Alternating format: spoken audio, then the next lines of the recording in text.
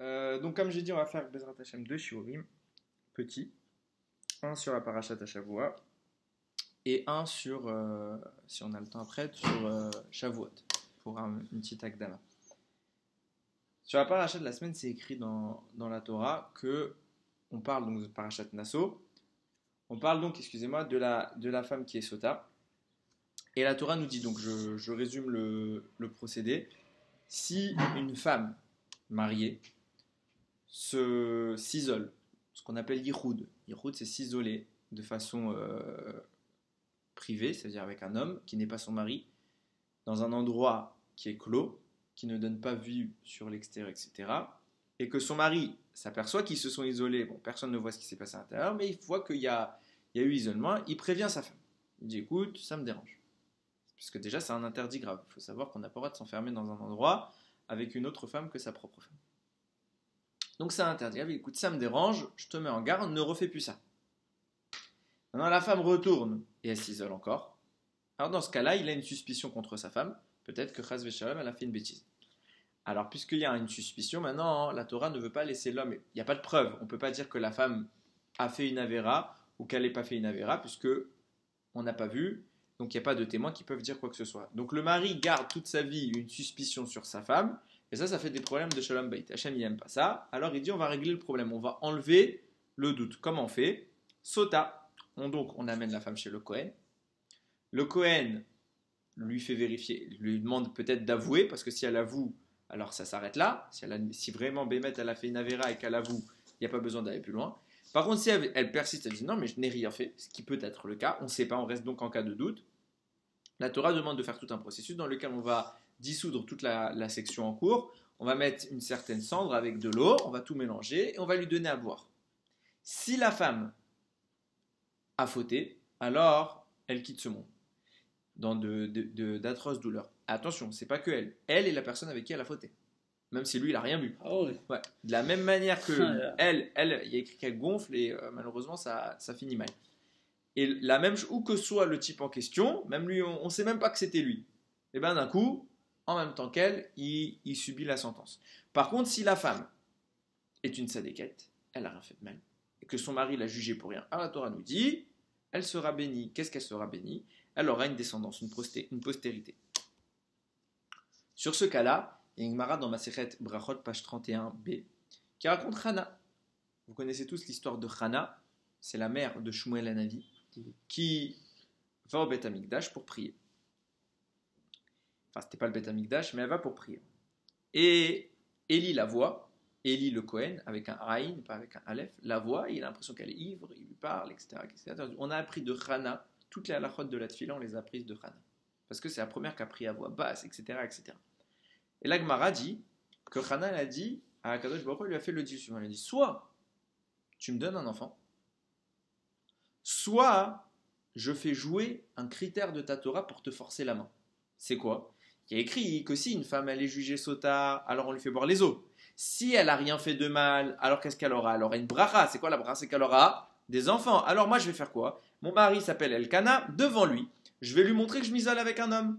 Il va demander d'arrêter. Je vais le refaire. Il va me juger en tant que femme sota. J'aurai rien fait, puisque je ne compte pas faire d'avéra. Et puisque j'aurai rien fait, je vais boire les eaux.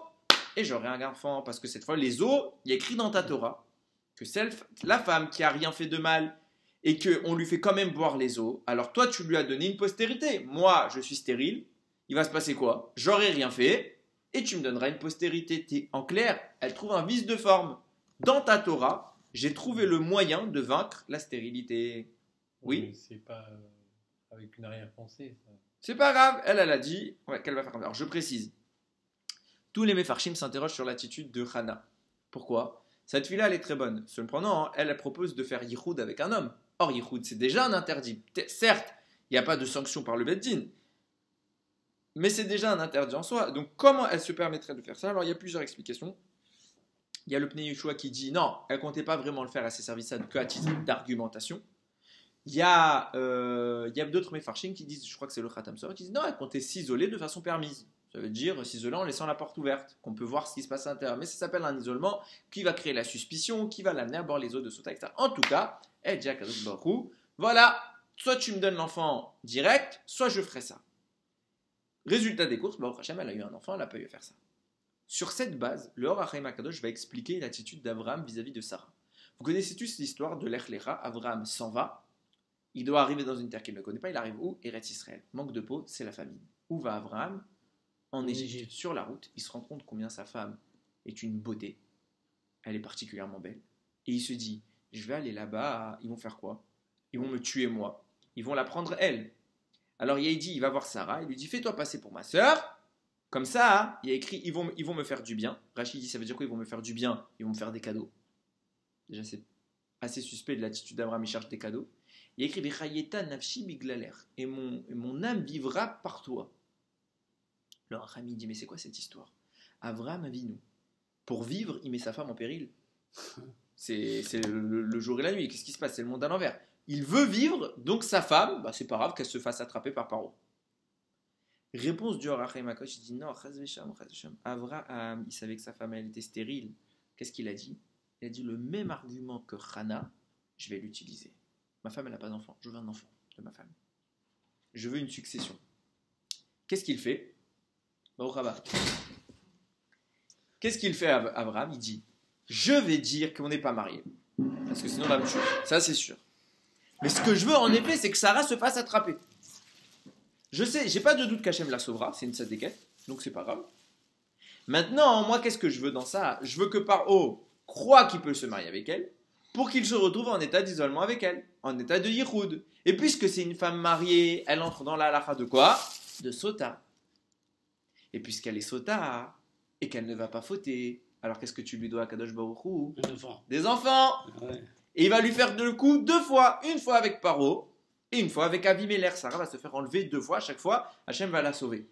Mais en tout cas, il va tenter le coup et il dit, puisque c'est écrit dans la Torah, comme Chana, puisque c'est écrit dans la Torah qu'une femme qui a été sota, qui n'a pas fauté en réalité, on l'a accusée à tort, et qu'on lui fait boire ses eaux, etc., on l'a béni d'avoir une postérité. Alors ma femme Sarah, elle aura une postérité extraordinaire. Il y a un midrash qui soutient l'opinion du Or HaChaim, écrit Meforash, qui dit dans le midrash, c'est écrit comme ça, Rabbi Yitzhak il a dit, c'est écrit dans la Torah qu'une femme sota innocente reçoit une postérité. Alors cette femme, Sarah, qui a été enlevée 2 fois contre son gré, Kalva Romer, il dit non, Enodine, n'est-ce pas que c'est ça la loi, qu'elle aussi elle devra avoir des enfants. Sur ça il y a un commentaire. Pharaon et Avimelech, c'est pas pareil?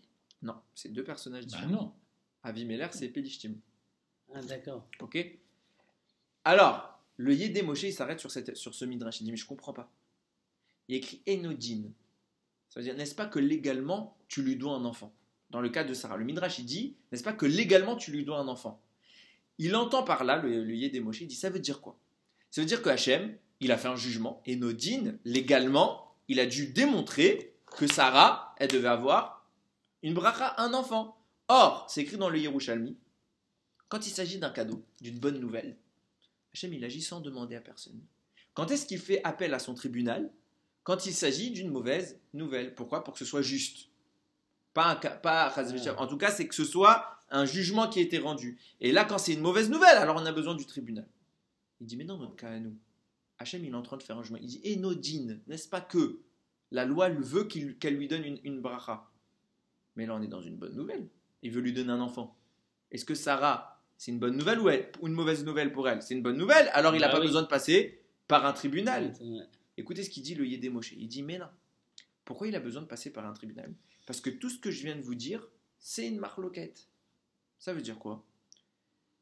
Le fait que la Torah promette une postérité à la femme sota qui est innocente, Rabbi Ishmael dit, ça signifie quoi? Ça signifie que si elle est stérile, elle aura des enfants. Vient Rabbi Akiva et lui dit, attends, tu plaisantes? Ça voudrait dire quoi? Toutes les femmes stériles, elles vont faire quoi? Elles vont s'isoler. Elles vont faire Yichoud, Assour. Et elles auront des enfants, parce que toutes les femmes qui n'auront pas fauté, elles vont avoir des enfants. Comment c'est possible quoi? La Torah va mettre un truc pareil? Il dit non, ça ne veut pas dire ça. Ça veut dire que si une femme, c'est quoi la bracha sur la postérité? Une femme qui a des difficultés pour avoir des enfants, ça veut dire qu'à chaque fois qu'elle a des enfants, c'est des grossesses compliquées. Alors Hachem lui donnera la bracha que ce serait une grossesse facile. Si elle a des enfants moches, les prochains enfants, ils seront beaux. S'ils sont tout petits, alors il les fera d'une taille normale, etc., etc. Il va améliorer les conditions de la grossesse de la femme, mais jamais dire qu'il va la guérir de sa stérilité, sinon on en arrive à une aberration. Vient le Yédé Moshe, il dit, ça veut dire quoi? Akadosh Baruch Hu, il avait une bonne nouvelle pour Sarah. Il n'avait pas besoin d'un Beddin. Alors pourquoi Akadosh Baruch Hu, il a utilisé un Beddin? Ben justement, puisqu'il y a deux manières d'expliquer le pasouk. Il y a l'opinion de Rabbi Akiva, celle qui dit non, pas d'enfants en plus, juste amélioration des conditions. Et l'opinion de Rabbi Ishmael qui dit oui, des enfants. Alors il faut trancher là, Alara qui a raison. C'est pourquoi Akadosh Baruch Hu, il a eu besoin de son tribunal en haut. Et de dire, maintenant qu'il y a Rabbi Akiva et il y a Rabbi Ishmael, bien que c'est dans le futur, mais la halakha, les deux opinions existent, il faut que nous, dans le ciel, on s'asseye, qu'on tranche la halakha, et qu'une fois qu'on a tranché la halakha, alors oui ou non, je pourrais donner un enfant à Sarah d'après la loi. Résultat des courses, on voit que Sarah elle a eu un enfant. Donc ça veut dire qu'Akadosh Baruch Hu, il a tranché la loi comme qui? Comme Rabbi Ishmael qui dit que le fait qu'une femme sota s'isole, donc elle s'est isolée et qu'elle n'ait rien fait, ça veut dire Hachem a tranché la loi que oui, elle aura des enfants si elle était stérile. C'est par rapport à ça qu'elle a eu un enfant, c'est pas autre chose. Ça a peut-être joué dans le truc. En tout cas, le Midrash, il dit Enodin, n'est-ce pas que tu lui dois? C'est une dette que tu as envers elle. Seul problème, donc Akadosh Baruch Hu tranche la halakha comme Rabbi Ishmael, qui dit donc qu'une femme stérile peut avoir des enfants. Seul problème, sur terre, la halakha elle a été tranchée comme Rabbi Akiva. Ah ouais? Ils ont dit quoi? La halakha sur terre, dans la Masechet Sota, c'est écrit là-bas. Enfin, c'est pas écrit là-bas, mais en tout cas dans le Ramban, etc. Même Rashi rapporte cette opinion-là. Il dit l'opinion de Rabbi Akiva est retenue. Donc ça veut dire quoi? Ça veut dire qu'une femme qui a des difficultés, on lui améliore ses conditions. Mais pas qu'une femme qui est stérile, elle a des enfants. Donc on a repoussé l'opinion de Rabbi Ishmael. Comment le Yédé Moshe peut dire qu'Akadosh Baruch Hu a tranché en faveur de Rabbi Ishmael et donc que Sarah a eu un enfant par cela, tandis que nous on voit que sur terre, on a tranché en faveur de Rabbi Akiva. Alors, petite précision. C'est pas impossible que sur terre et dans le ciel, on ne soit pas d'accord. On voit ça, il y a eu l'histoire du four, et les sages, et c'était Rabbi Elazar, je ne sais jamais si c'est Eliezer ou Elazar, qui n'étaient pas d'accord avec les sages. Vous connaissez tous l'histoire du four, etc. Le fameux... Ça m'échappe, moi. Alors, il y a une histoire dans la Gemara qui raconte qu'il y avait un four, et il y avait une discussion entre les sages et Rabbi, on va dire Eliezer, mais j'ai un doute, et Rabbi Eliezer sur est-ce que ce four est cachère ou pas. Ok? Tous les sages sont contre Rabbi Eliezer. Et Rabbi Eliezer, il maintient, il dit j'ai raison. Alors ils commencent à se disputer entre eux. Attention, quand on dit dispute entre les sages, c'est une dispute pour prouver qu'il y a raison. À chaque fois qu'il y avait un argument, il y avait un contre-argument, on n'arrivait pas à trancher. Alors Rabbi Eliezer a dit écoutez, on va faire simple. Si j'ai raison, il y avait un caroubier. Que le caroubier le prouve. Il se passe quoi? Le caroubier se détache du sol, il se déplace et il se replante plus loin. Tiens, tu vois bien, Oh, pas disons. j'ai raison. Eh bien, Hachem, il a fait un miracle. Il dit ça ne suffit pas. Ah ouais, ça y est. Alors d'accord, si j'ai raison, que la rivière qui est devant nous, elle le prouve. Il se passe Ils quoi? vont faire du La zèle, là. rivière qui a un sens de circulation, l'eau, C'est elle abusé. change son cours. Changement de sens. Je vois. Rabbi Eliezer, il dit, vous voyez que j'ai raison? La Gemara a dit, non, t'as pas raison. D'accord, si j'ai raison, que les murs du Beth Midrash dans lequel nous sommes le prouvent, les murs ils commencent à s'effondrer. Rabbi Ushua se lève, il dit stop. Il a bloqué les murs, il a écrit jusqu'à maintenant, ils sont comme ça. Bon, peut-être ça a été détruit, mais ils sont en pointe comme ça. Rabbi Eliezer dit, vous voyez, j'ai raison. La Gemara a dit, toujours pas. Il dit, bon, vous m'avez fatigué. Hachem qui a raison. Une voix du ciel sort et dit, qu'est-ce que vous embêtez mon fils? La halakha elle est comme lui. Rabbi Yoshua se lève et il crie Lo Bashamaimi. Depuis qu'Hachem, tu nous as donné la Torah, Moshe Rabbeinu, donc Shavuot, depuis que tu as donné la Torah aux hommes, c'est pas le ciel qui tranche la loi, c'est la terre. Et si nous, on est une majorité à dire que la halakha elle est comme ça, même si dans le ciel vous n'êtes pas d'accord, la halakha elle est comme ça. Il a tranché la loi comme ça. Il a écrit, Rabbi Yoshua il n'était pas bien. Il dit comment j'ai parlé à Kadosh Baruch Hu, etc. Il a croisé Eliyahu Hanavi, il lui a dit dis-moi. Quand à Kadosh Baruch Hu, je lui ai répondu ça, qu'est-ce qu'il a dit dans le ciel? Qu'est-ce qui s'est passé? Eliyahu Hanavi lui dit Hachem il s'est mis à crier partout. Ils m'ont vaincu. Il était joyeux. Ses enfants, ils ont compris c'est quoi l'essence de la Torah. La Torah, c'est un débat entre sages. C'est eux qui sont poskim la halakha. Et même si là-haut, ils ne sont pas d'accord, entre guillemets, même en réalité, Chachamim, ils expliquent qu'ils étaient d'accord, mais ils n'ont pas voulu humilier Rabbi Eliezer.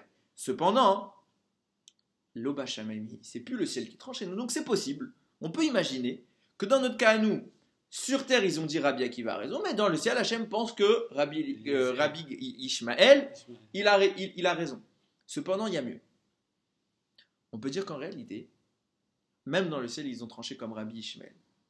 Mais comme Rabbi Akiva. Comme quoi, que c'est juste une amélioration des conditions de grossesse. Cependant, pourquoi Kadosh Baruch Hu, il a donné un enfant à Sarah, d'après ce dîne-là? En fait, c'est écrit dans l'opinion de Rabbi Akiva. Rabbi Akiva, il a dit quoi? Il a dit, si tu fais les choses comme ça, comme quoi? Comme Rabbi Ishmael. Ce qui signifie qu'une femme, en s'isolant, elle peut vaincre sa stérilité. Alors que demain, toutes les femmes, elles vont faire ça. Donc en clair, c'est quoi? C'est que Rabbi Akiva est gêné par la possibilité que la femme, elle peut forcer le sort. Or, dans le cas de Sarah, je rappelle qu'elle a été prise de force. C'est pas une femme Non, ordinaire. on s'en fiche que ce soit une femme ordinaire. La halakha, c'est la même pour tout le monde. Cependant, Sarah, elle a été prise de force. Ça veut dire quoi? C'est-à-dire que ce n'était pas son intention d'aller contre Akadosh Baruch Hu et de forcer les choses.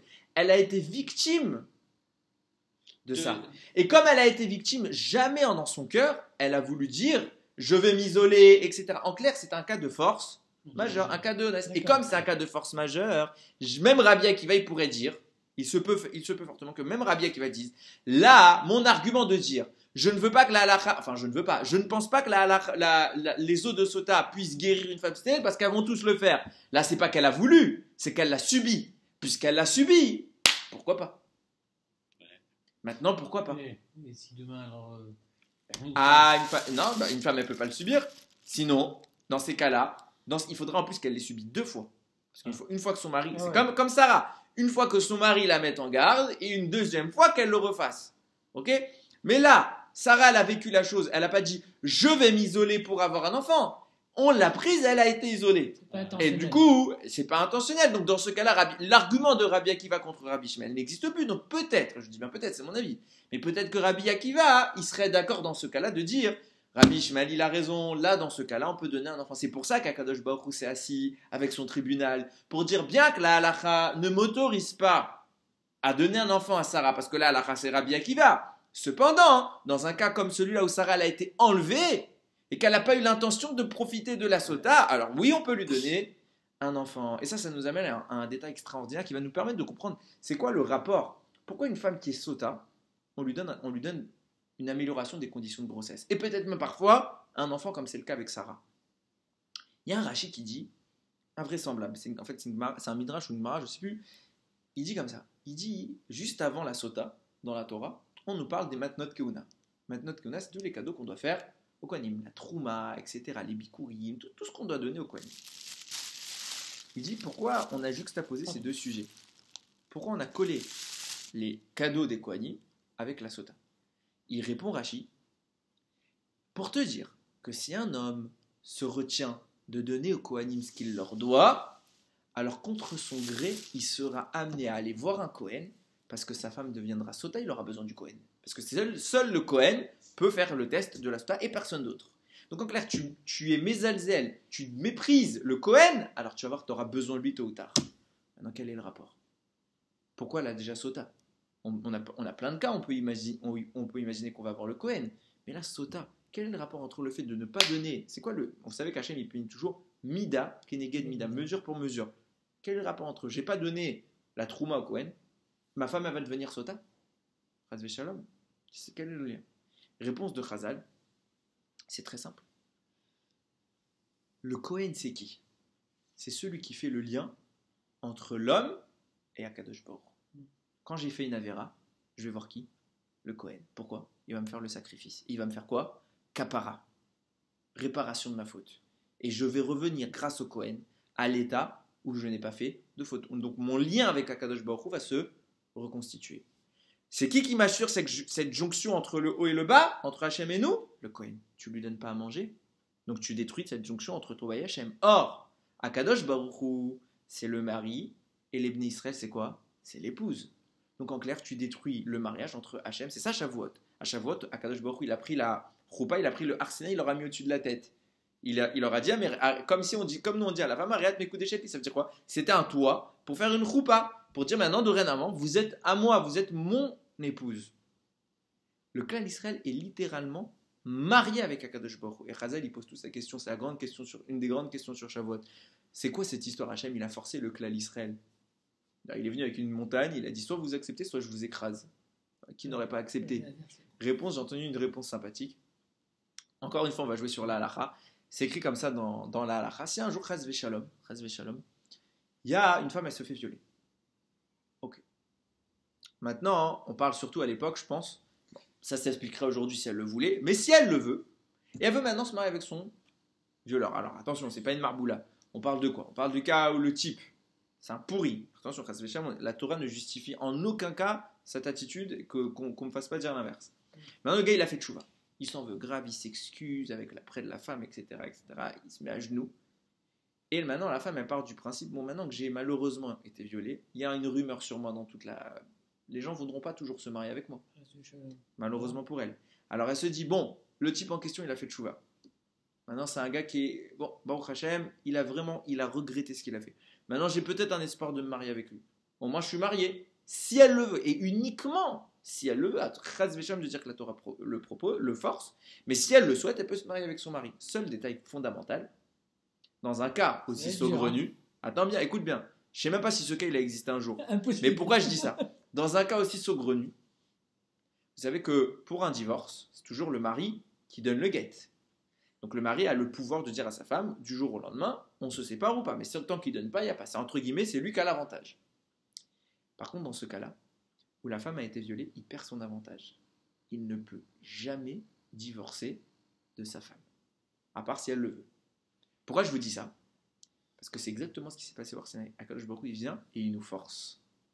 C'est ce qu'on appelle un viol. Ah, on s'est marié sous la contrainte.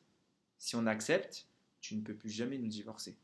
Ça a été la garantie. Hachem a créé un vice de forme dans la Torah, dans un cas similaire, où une femme est forcée par un homme, le mari ne peut jamais la divorcer. Or, Hachem a forcé Israël à recevoir la Torah, donc Hachem ne peut jamais et ne pourra jamais, d'après sa propre loi, il ne pourra jamais nous quitter pour un autre peuple, contrairement à ce que certains ont voulu nous dire. Mais je reviens à notre sujet.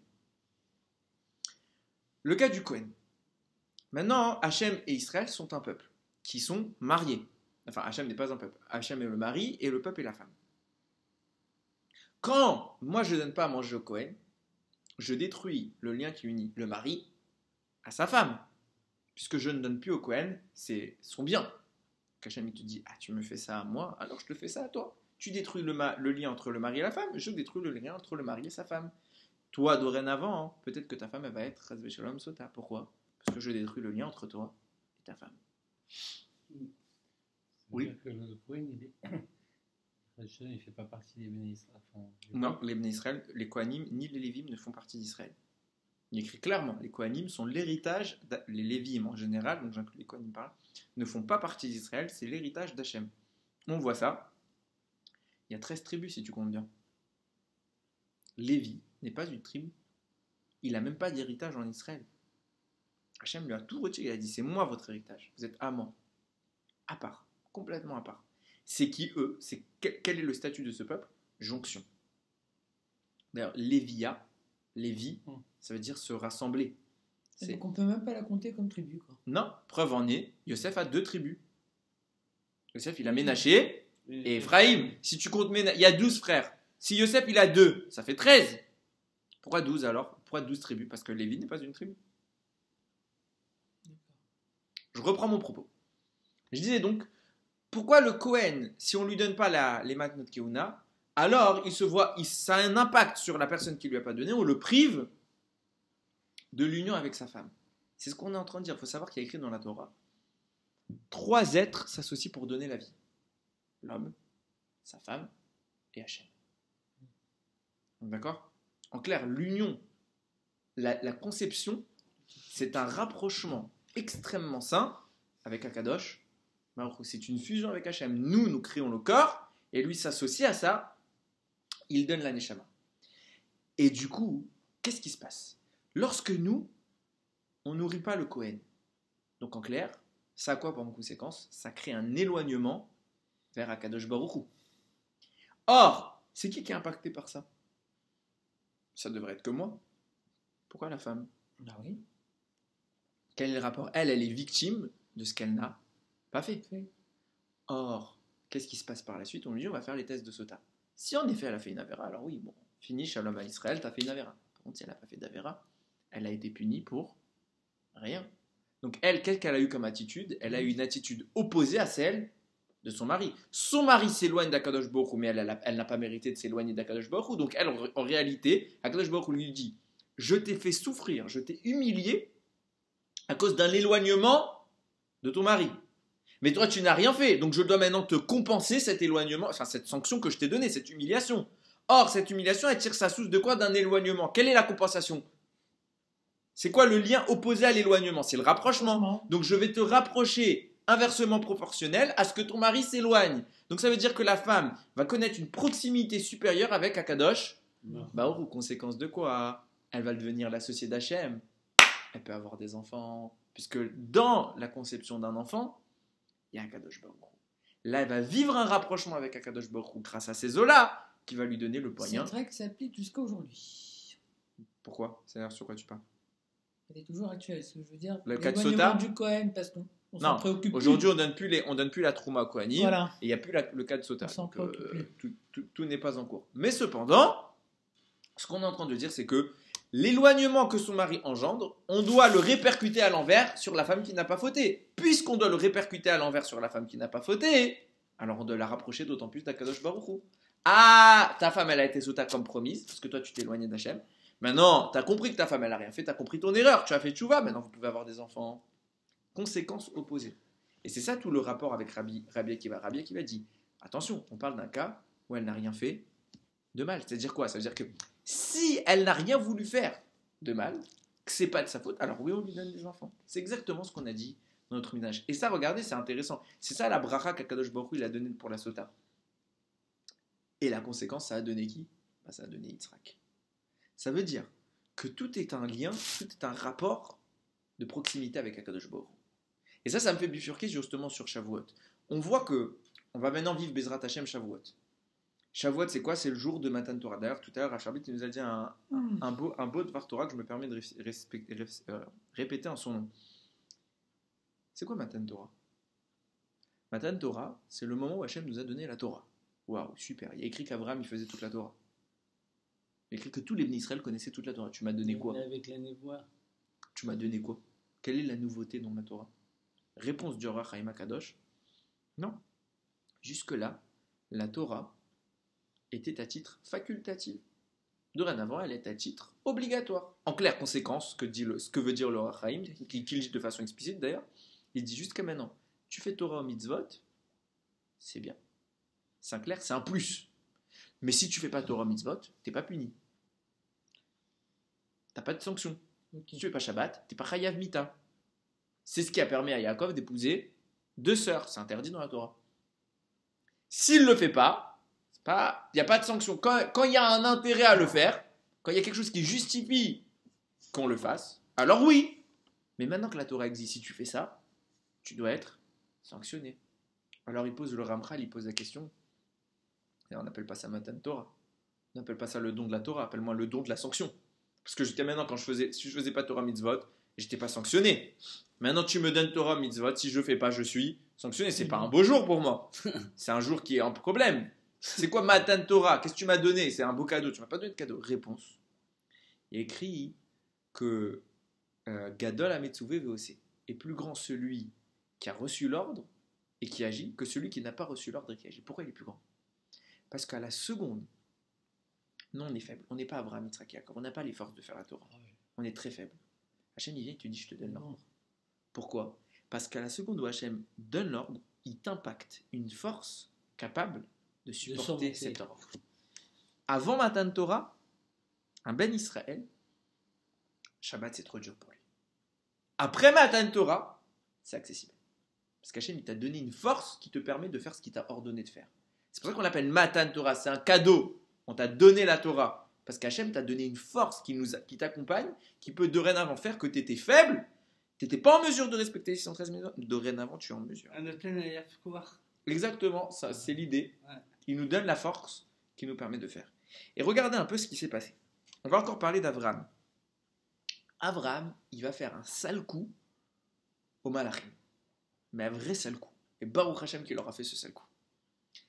C'est écrit dans Vayera, Abraham, et au lendemain de la Brit Mila, 3 malachim arrivent. Il leur sert à manger. Et tous les commentateurs s'interrogent, il leur a servi du lait et de la viande. Or, on a interdiction formelle de mélanger le lait. Alors, il y a plein de réponses. Non, il y en a qui disent, c'est très simple, il leur a d'abord donné du lait. Après, il leur a rincé la bouche, il leur a donné de la viande. Pas sourd. Non. Bah non. Mais d'après le texte simple, en plus, c'est vrai que d'après le texte simple, ça peut rentrer. Mais maintenant, Il y avait pas d'autres mal disent d'enfants. non. Oui, mais Abraham respectait, justement. Ah. Écoute bien, c'est là que ça devient intéressant. Il y a écrit de Da'at Zekini Mibale à Tosfos, il rapporte 2 midrash qui se contredisent. Premier midrash, il dit, lorsque Moshe Rabbeinu est montré au Har Sinaï, il a dit, je viens prendre la Torah. Les malachim disent, oh, Coco, t'es qui? Va-t'en d'ici, la Torah, c'est fait pour nous. Qu'est-ce qu'il a dit à Hachem? Il a dit, attends. Vous, regardez, quand vous êtes descendu sur terre, vous avez mangé quoi? Vous avez mangé du lait et de la viande, mais vous n'avez même pas respecté la Torah. Et tu viens critiquer les hommes qui respecteront pas la Torah? Oui, je leur donne. Vous n'êtes pas mieux qu'eux. Donc on voit quoi? On voit qu'en effet, de ce midrash, ils ont mélangé le lait et la viande. Deuxième point, le même Da'at Zekini Mibale Atzo, il dit, Avraham, il a respecté les 613 mitzvot. Je comprends plus. Si Abraham il a respecté les 613 mitzvot, alors il n'a pas le droit de mélanger le lait et la viande. Le simple mélange est interdit. Alors comment il leur a donné du lait et de la viande? Deuxièmement, comment des malachim ils peuvent manger du lait et de la viande? Un ange n'a pas de Yetzer Hara. Ben voilà, c'est bien ce Du que coup, je me disais, moi. Le seul être humain qui peut faire une Il peut- avéra, il c'est peut- nous. L'homme Il n'est peut pas fauter. concerné. Exactement. L'ange n'a pas de Yetzer Hara. Lui, il peut pas. Il y a une incohérence entre la avéra et lui. Il peut jamais fauter. Ouais. Donc comment ils en sont pas arrivés à manger? Si c'était du lait et de la viande, ils n'auraient pas pu manger les malachim. Mais est-ce Vous qu'ils comprenez la consomment déjà les malachim, c'est ça? Oui, sur terre, ils consomment. Il y a écrit, Moshe Rabbeinu, quand il est monté dans Dans le la ciel, il forme. n'a pas consommé, parce qu'il était dans le ciel. Et dans le ciel, on ne mange pas. Mais si tu Mais prends- quand un malach il descend sur terre, on s'habitue au minagim de l'endroit. Mais s'ils prennent la forme de l'homme, automatiquement, ils prennent aussi Non, tous pas les l'attitude. tous Ça les reste qu'ils sont. On voit bien que ils sont immortels. On peut pas les tuer. Ils ont toujours leurs caractéristiques d'ange et ils ne peuvent pas fauter. Mais je dis Hachem, il a dit qu'ils ont fauté. Donc la question, comment un ange peut en effet Fauter, fauter et il peut pas manger fauter. du lait et de la viande? Il a pas dit. Il leur a bien dit, vous avez mangé du lait et de la viande, alors que c'est un ange. Écoutez bien le tirout. C'est écrit comme ça dans le Khatam Sofer. Khatam Sofer, il ramène toute l'histoire. Il y a écrit que, donc c'est écrit dans Maseret, je crois que c'est Maseret Shabbat. Je n'ai pas vérifié. Oui, ça doit être Maseret Shabbat. Quand Akadosh Baruch a donné la Torah, Moshe il est monté voir Sinaï. L'ange disait à Hachem, qu'est-ce que le fils d'une femme vient faire ici? En clair, un être humain. Hachem leur dit, il est venu prendre la Torah. Et les Mahrim, ils ont pas aimé ça. Et Moshe, il a eu très peur. Ils ont commencé à venir pour tuer Moshe. Hachem lui a dit, tiens mon trône et réponds-leur. Je te protège, maintenant vas-y débat avec eux, montre-leur que la Torah, c'est pas fait pour eux. Moshe il dit à Kadosh Baruch Hu, il y a écrit quoi dans ta Torah? Tu me dis, Lotignov, tu ne voleras pas. Vous avez de quoi vous voler entre vous? Non. On n'a pas de quoi se voler. Fait donc voyez. Après il y a écrit quoi? Kabed et avira ve etimecha, respecte ton père et ta mère. Vous avez des parents? Ouais. Lotir tsar, ne tue pas, vous pouvez tuer. Non, alors elle n'est pas faite pour vous. Du coup, on voit bien que quoi? Moshe Rabbeinu, il leur a mis échec et mat. Très bien. Maintenant, le Khatam Sofer, il explique ce débat, il dit quoi, les malachim, ils ne connaissaient pas les arguments de Moshe. Quoi, ils connaissent. Ils savent très bien qu'il y a écrit Lotir tsar, Lotignov, etc. C'est quoi? On dirait il a fallu que Moshe leur explique. En réalité, il dit non, le débat, il était complètement ailleurs. Les malachim disaient à Moshe, écoute, si tu veux, garde la pratique. Prenez les mitzvot. Mais nous, ce qu'on ne veut pas vous donner, c'est les secrets de la Torah. Les secrets de la Torah, c'est pas fait pour l'homme, c'est fait pour nous. Donne-nous à nous, Hachem, donne-nous les secrets profonds et donne-leur les mitzvot. On s'en fout des mitzvot. On ne peut pas les faire, c'est vrai, on ne peut pas mettre les tefilin. Mais l'explication profonde, oui, on y a accès, et mieux qu'eux. Donc elle est plus faite pour nous.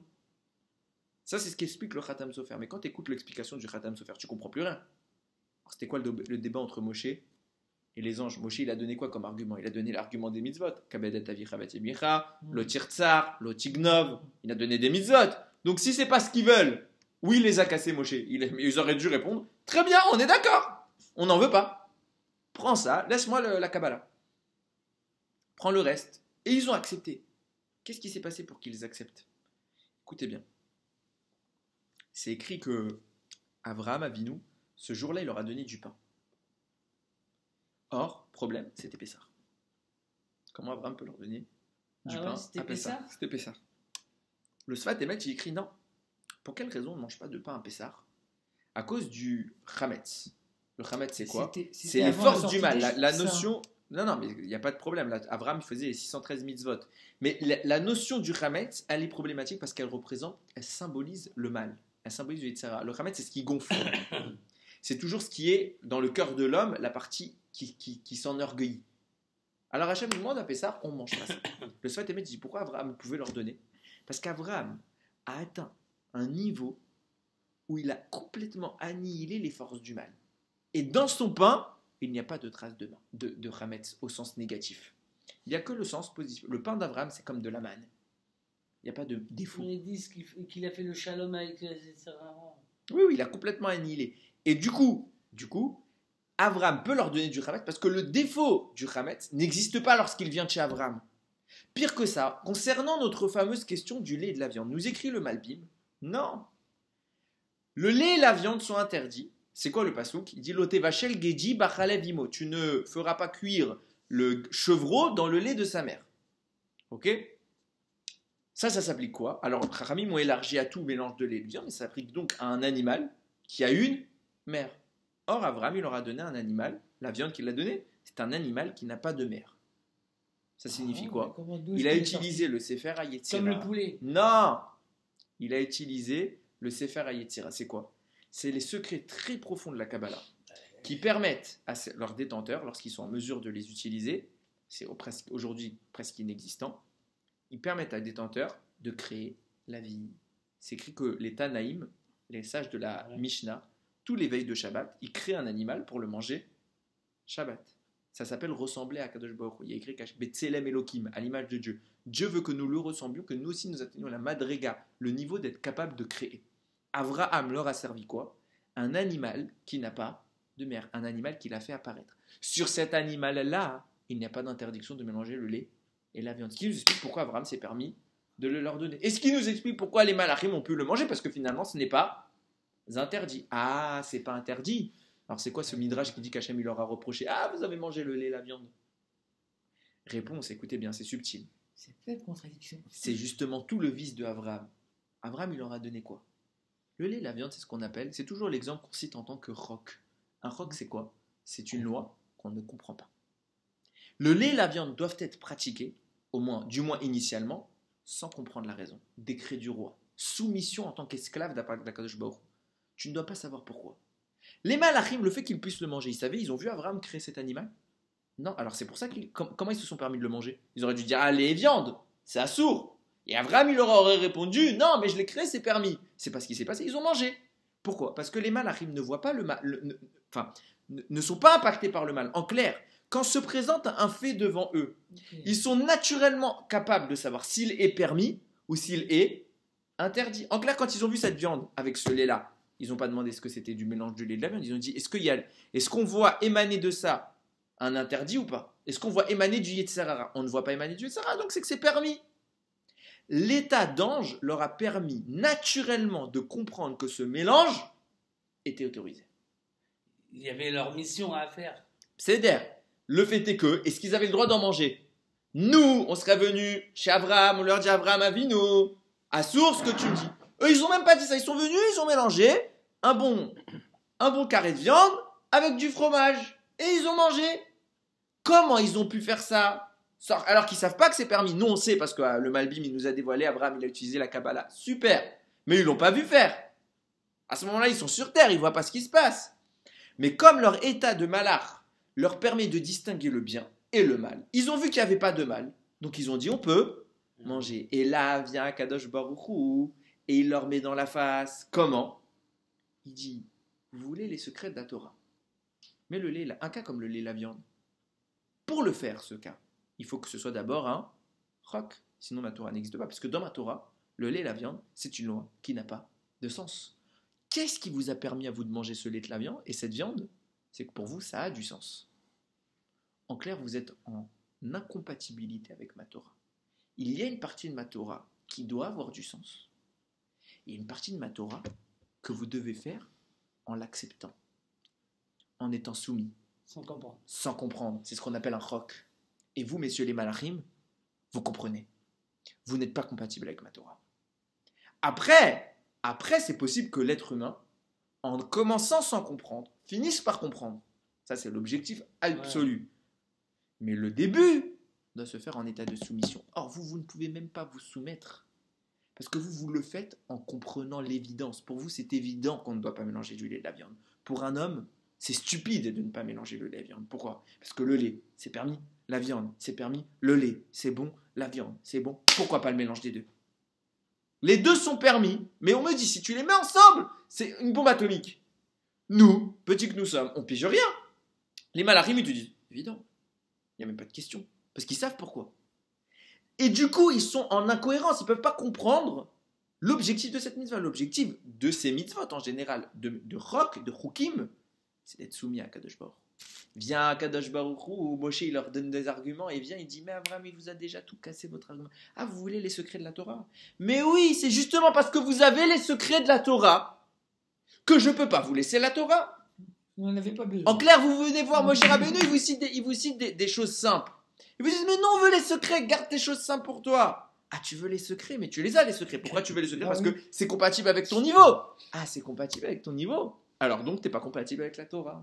Et puisque tu n'es pas compatible avec la Torah, alors je te la laisse pas, je la donne à qui? À Moshe Rabbeinu. Tout ça, ça a été une manigance de qui? Abraham. Il voit des malachim, il leur dit, un jour mes enfants, ils vont recevoir la Torah. Pourquoi? Parce que c'est mes héritiers. Hachem, il m'a promis à moi toute la postérité. Mes enfants, ils vont recevoir la Torah. Et qui viendra embêter Moshe Rabbeinu, mon fils, quand il voudra prendre la Torah? Il y a les malachim. Attends, ils sont à la maison. On va leur faire un guet-apens. Venez manger. C'est permis. Et il a raison. C'est permis. Et vous comprenez que c'est permis. Ah, vous comprenez? Vous n'avez pas voir la Torah. Ils se sont eux-mêmes piégés à leur propre jeu. Et Abraham, Grabisruto, il a gagné qu'on a reçu la Torah. Et c'est peut-être une raison pour laquelle, une raison supplémentaire, à Shavuot, on mange quoi? Du lait. D'habitude, on mange que la viande. Là, spécialement à Shavuot, ils sont venus Chachamim, ils m'ont dit, on a un minag très ancien de manger aussi du lait. Pourquoi? Parce que s'il n'y avait pas eu l'histoire du lait, Moshe n'avait pas d'argument. Et grâce à qui il a eu cet argument? Grâce à Abraham qui a amené le lait. Bisroutze, mes enfants, ils ont droit à la Torah. En clair, bon, ce jour-là, on se remémore ce secret là-bas. Alors, c'est ça un des secrets de ce qui s'est passé le jour de Shavuot. Et c'est à nous, maintenant, de comprendre ce qui se passe. Ça veut dire quoi? Maintenant, c'est super, on a fait une belle dracha. Ça veut dire quoi, Tachles, ce que je suis en train de dire? Ça veut dire qu'il y a un homme qui s'appelle Abraham, qui a tellement rêvé de cette Torah pour son peuple, qui a tellement rêvé, il savait que nous serons faibles. C'est pour ça que j'ai introduit ce qu'a dit Rav Sharbit, de dire que c'est quoi finalement le Matan Torah, le cadeau du nom de la Torah, c'est les forces qui viennent avec. Abraham Avinu, il dit, moi j'ai été capable de faire la Torah, mais moi je sais que je suis pas normal, parce que c'est pas normal de faire la Torah, c'est pas humain. Mais je veux que mes enfants puissent goûter à ça. Je veux que mes enfants aussi aient l'espoir d'un jour connaître une proximité avec Akadosh Baruch comme moi j'en ai connu une. Donc, des milliers d'années avant aujourd'hui, on va recevoir la Torah très bientôt. Des milliers d'années avant, Abraham Avinu, il dit, je vais leur faire un cadeau. C'est vrai qu'ils ne mériteront pas. C'est vrai que les anges ont raison. C'est pas compatible avec nous. Mais je veux qu'Hachem leur donne quand même. Parce que si Hachem leur donne quand même, il sera obligé de les aider à pratiquer. Et s'il les aide, alors ils y arriveront. C'est ça le secret de Matan Torah. Et nous, on va recevoir maintenant Matan Torah une nouvelle fois. Tous les ans, nouveau Matan Torah. C'est bon, j'ai reçu une fois Matan Torah, pas tous les ans. C'est justement ce qu'on est en train de dire. À chaque niveau qu'on va recevoir. C'est-à-dire quoi? Moi, aujourd'hui, je suis né avec un niveau 10. Super. Je dois grandir. Je vais arriver à 11. Et quand va arriver Shavuot, Akadosh Baruch Hu va me redonner la Torah. Ça veut dire quoi? Il va me donner les forces d'arriver à 11. Jusqu'à maintenant, j'en étais pas capable. Pourquoi on fait le tikkun? Soit on fait le tikkun, idéalement, il faudrait faire que le tikkun, d'après Chachamim. Ou deuxième option, on étudie la Torah intensivement. Pourquoi? On montre le soir où Akadosh Baruch Hu commence à descendre sur terre pour nous donner Matan Torah. Ce soir-là, on montre à Hachem, regarde combien on aime ta Torah. Et aujourd'hui, j'ai un niveau 10. Mais j'aime.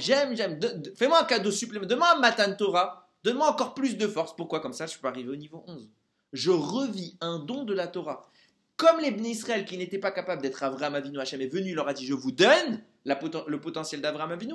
Moi aussi, à Matan Torah, je te prouve Hachem que je veux ce potentiel et se renouvelle ainsi le miracle du Matan Torah. Le renouvellement, ça signifie quoi? Augmentation subite de mon potentiel. Dorénavant, je peux.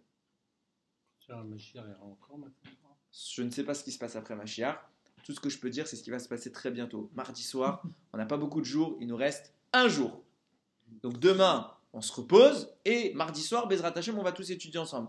Matan Torah, Hashem, tout ce qu'on te demande, c'est pas qu'on veut faire les beaux, qu'on veut pas dormir, qu'on est fort, en fait. Attention, celui qui vient à une veillée, qui est censé donc étudier la Torah, qui va faire un foot, qui va raconter des bêtises, alors lui il fait l'inverse, il montre que quoi en fait, il fait ça pour le folklore. Il veut pas le vrai cadeau. Quand celui qui vient, qui se bat, lui il mérite le cadeau. Alors l'année prochaine, quand tu seras à cette même veillée, ton potentiel, ton niveau d'étude sera supérieur à ce que tu es aujourd'hui. Alors, Yiratson, qu'on soit Mekabel, pas juste l'étude de la Torah, qu'on soit Mekabel notre niveau. Ça veut dire quoi? Qu'on soit à un niveau supérieur à celui qu'on est aujourd'hui, que ce qu'aujourd'hui on fait avec difficulté, comme avec l'histoire de la femme Sota, Kadosh Baruch Hu, il nous le fasse maintenant, que ce soit quelque chose de facile. Et que l'année prochaine, encore on atteint un nouveau niveau, les malot, et que Kadosh Baruch Hu nous gratifie d'une grande Torah, d'une grande compréhension Bezrat Hashem. Amen. Hazak. Isaac. Ah, c'est magnifique.